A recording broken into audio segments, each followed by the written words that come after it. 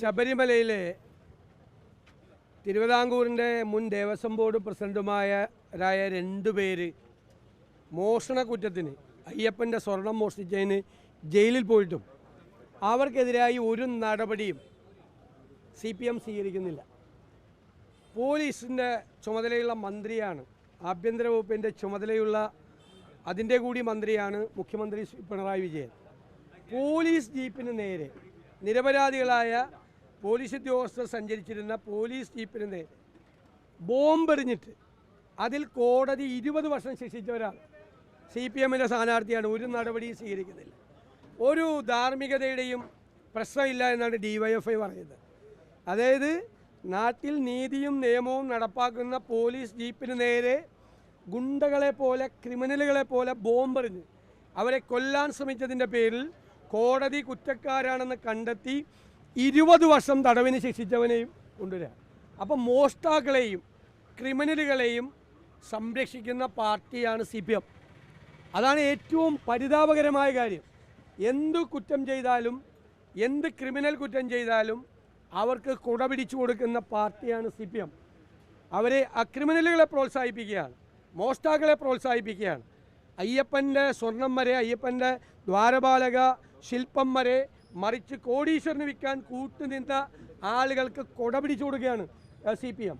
ഈ തെരഞ്ഞെടുപ്പിൽ ഈ CPMൻ്റെ ഈ ഇരട്ടമുഖം ഉറപ്പായി ചർച്ച ചെയ്യപ്പെടും എന്ന കാര്യത്തിൽ യാതൊരു സംശയമില്ല.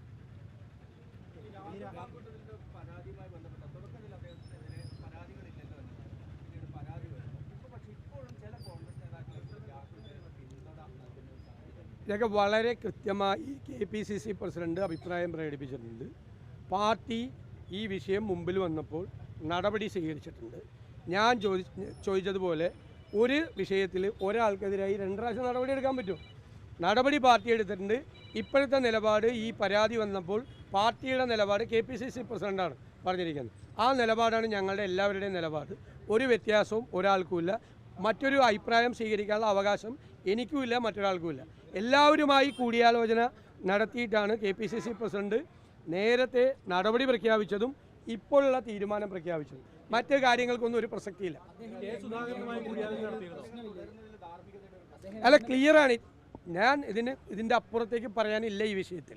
കാരണം ഈ വിഷയം വീണ്ടും ഉയർത്തിക്കൊണ്ടുവന്നു. ഈ വിഷയം ഉണ്ടായിരുന്നല്ലോ, ഈ വിഷയം വീണ്ടും ഉയർത്തിക്കൊണ്ടുവന്ന് ശബരിമലയിലെ കൊള്ള ഒഴിവാക്കാൻ വേണ്ടിയിട്ടുള്ള തന്ത്രം ആര് സ്വീകരിച്ചാലും ആ കെണിയിൽ ഞങ്ങൾ വീഴില്ല. പിന്നെ ഞാൻ നേരത്തെ കുറേ കാര്യങ്ങൾ പറഞ്ഞല്ലോ, അതിലൊന്നും ചെറുവിരലനക്കാതെ അവരെയൊക്കെ പ്രൊട്ടക്റ്റ് ചെയ്തുകൊണ്ട് നടക്കുന്ന CPMകാർക്ക് ഇത് ചോദിക്കാനുള്ള ഒരു ധാർമ്മികതയില്ല. കോൺഗ്രസ് ആണ് അഭിമാനത്തോടു കൂടി നിൽക്കുന്നത്. കോൺഗ്രസ് ജനങ്ങളുടെ മുമ്പിൽ ഇത്തരം കാര്യങ്ങൾ വന്നപ്പോൾ ഒരു പ്രസ്ഥാനം എന്ന നിലയിൽ ഞങ്ങളുടെ പാർട്ടി, എനിക്ക് അഭിമാനമുണ്ട്, നമ്മളുടെ പ്രസ്ഥാനം നടപടി സ്വീകരിച്ചിട്ട് നിൽക്കുന്ന പാർട്ടിയാണ്. ഞങ്ങളല്ല പ്രതിക്കൂട്ടിൽ നിൽക്കുന്നത് CPM ആണ്.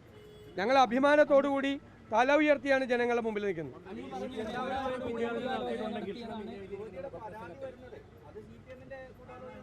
അതൊന്നും ഞാനൊന്നും പറഞ്ഞില്ലല്ലോ. ഞങ്ങൾ പരാതി പോലും ഇല്ലാതെ നടപടി സ്വീകരിച്ച ഒരു പാർട്ടി എന്തിനാ അങ്ങനെ പറയണം? അങ്ങനെയൊന്നും പറയില്ല.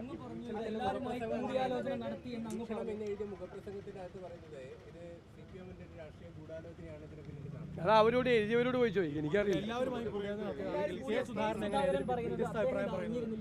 അതൊക്കെ KPCC പ്രസിഡന്റ് പറഞ്ഞിട്ടുണ്ട്. അതിനപ്പുറത്തേക്കൊന്നുമില്ല. വേറെ വല്ലതും ഉണ്ടോ? ശിവൻകുട്ടി ഇതുപോലത്തെ എന്തെല്ലാം അബദ്ധങ്ങൾ പറഞ്ഞുകൊണ്ടിരിക്കുന്ന ഒരാളാണ്. PM ശ്രീ പോയി ഡൽഹിയിൽ 16-ാം തീയതി ഒപ്പുവെച്ചിട്ട് മന്ത്രിസഭയിൽ വന്ന് CPI മന്ത്രിമാർ 4 പേര് ഇതിലൊരിക്കലും ഒപ്പുവെക്കരുതെന്ന് വാശിയോടുകൂടി പറയുമ്പോൾ ഈ ഒപ്പുവെച്ച കാര്യം മറച്ചു വെച്ച് കൂട്ടത്തിലിരിക്കുന്ന മന്ത്രിമാരെ കളിപ്പിച്ച ആളാണ്. മുഖ്യമന്ത്രിയുടെ കൂടെ ഇരുന്ന്. അപ്പോൾ എന്തൊക്കെ പറയാം? ആരെങ്കിലും വിശ്വസിക്കുമോ? മിണ്ടാതിരുന്ന് ഒപ്പുവെച്ചിട്ടാണ് വന്നത്. അമിത്ഷായും നരേന്ദ്രമോദിയും കൂടി പേടിപ്പിച്ചിട്ട് മുഖ്യമന്ത്രിയുടെ അനുവാദത്തോടുകൂടി ഇത് ഒപ്പുവെച്ചിട്ട് മന്ത്രിസഭയിൽ വന്നിരുന്നിട്ട് കൂടെ ഇരിക്കുന്ന മന്ത്രിമാരെ വിഡ്ഢികളാക്കിയ മന്ത്രിയൊക്കെ എന്തെല്ലാം അഭിപ്രായം പറയും?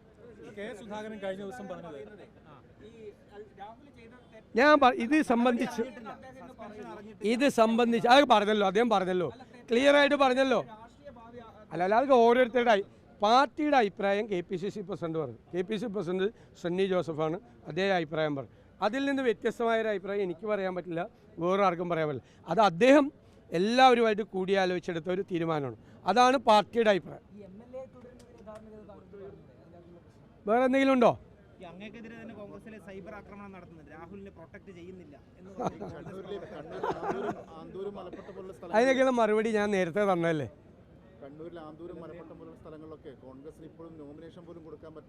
നിങ്ങൾക്കറിയാലോ, ഞങ്ങളൊക്കെ കോളേജിൽ പഠിക്കുന്ന കാലത്താണ് ആന്തൂരിലെ ദേവദാസിനെ കയ്യും കാലും വെട്ടിക്കൊന്നത്. ദാസന് എന്തായിരുന്നു കാര്യം? ഭാര്യ നോമിനേഷൻ കൊടുത്തതിൻ്റെ പേര്. അപ്പോൾ അത് ഇത്രയും വർഷങ്ങൾക്ക് ശേഷവും അവിടെ ഇത് തന്നെ നിലനിൽക്കുന്നു. ഈ മുഖ്യമന്ത്രിയും പാർട്ടി സെക്രട്ടറിയുള്ള ജില്ലയിൽ ഇപ്പോഴും എതിർ രാഷ്ട്രീയ പാർട്ടികൾക്ക് നോമിനേഷൻ കൊടുക്കാൻ പോലും അവരെ സമ്മതിക്കാതെ അവരെ കൊല്ലും, അവരെ വധിക്കും, അവരുടെ വീട്ടുകാരെ തല്ലും, വീട് കത്തിക്കും, വീടിന് കല്ലെറിയും എന്നൊക്കെ പറഞ്ഞ് ഭീഷണിപ്പെടുത്തുന്ന ഒരു ഫാസിസ്റ്റ് പാർട്ടിയാണ് CPM. അത് BJPയും CPMും തമ്മിൽ എന്താ വ്യത്യാസം? സ്വന്തം ജില്ലയിൽ മുഖ്യമന്ത്രിയുടെയും പാർട്ടി സെക്രട്ടറിയുടെയും ജില്ലയിൽ എന്നിട്ട് ഇവർ രണ്ടുപേരും കൂടി ജനാധിപത്യം പഠിപ്പിക്കാൻ വേണ്ടി ബാക്കിയുള്ള ജില്ലയിലേക്ക് ഇറങ്ങിയിരിക്കും, ഞങ്ങളെ ജനാധിപത്യം പഠിപ്പിക്കുക. ഇത് കേരളത്തിലെ ജനങ്ങൾ തിരിച്ചറിയുന്നുണ്ട്. അതൊക്കെ ആ മനുഷ്യരല്ലേ, കൊന്നിട്ടാണ്. ഞാനതുകൊണ്ടാണ് ഒരു മനുഷ്യനെ നോമിനേഷൻ കൊടുത്തതിൻ്റെ പേരിൽ, അല്ല ആരെ ആക്രമിക്കാൻ പോയതല്ല, ദാസനെ എത്ര ക്രൂരമായിട്ടാണ് കൊന്നത്. അതെല്ലാം ഇവർ കൊടുത്ത മെസ്സേജാണ്. ഞങ്ങൾ പറഞ്ഞ് ധിക്കരിച്ചു പോയ പാർട്ടിയുടെ സ്വന്തം ഒരാൾ നോമിനേഷൻ കൊടുത്തിട്ട് നേതാവ് വിളിച്ചു പറഞ്ഞെന്താ, നിന്നെ തട്ടിക്കളയുമെന്ന്. സ്വന്തം ഇത്രയും നാൾ ഈ പാർട്ടിക്ക് വേണ്ടി നടന്ന CPMന് വേണ്ടി നടന്ന ഒരുത്തൻ നോമിനേഷൻ കൊടുത്തപ്പോൾ അവന് തട്ടിക്കളയുമെന്ന് പറഞ്ഞ പാർട്ടി നേതാക്കന്മാരുള്ള ഞങ്ങളൊക്കെ നോമിനേഷൻ പിൻവലിപ്പിക്കാൻ വേണ്ടി ഒരുപാട് പേരെ വിളിച്ചിട്ടുണ്ട്. ചില സംഭാഷണമൊക്കെ വന്നല്ലോ, അതൊക്കെ നിങ്ങളൊന്ന് അയച്ചു കൊടുക്കുക ആ ഗോവിന്ദനും പിണറായി വിജയനും.